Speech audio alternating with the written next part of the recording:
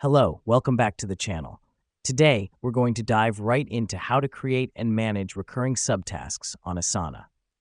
First things first, you want to create your main task.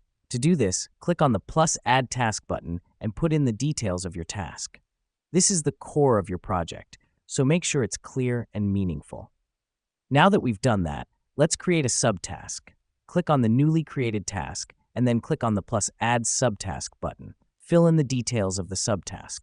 The reason we do this is to break down the main task into manageable pieces.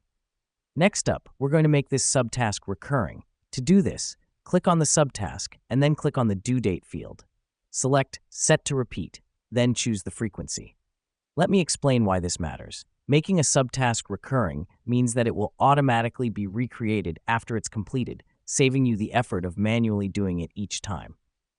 So, we've created our main task, added a subtask, and set it to recur. But we're not done yet. Let me quickly show you how to manage these recurring subtasks. Go to the My Tasks page, and you'll see your recurring subtask under the main task. This helps us because it gives a bird's-eye view of all the tasks and subtasks you need to handle. Here's what's happening behind the scenes.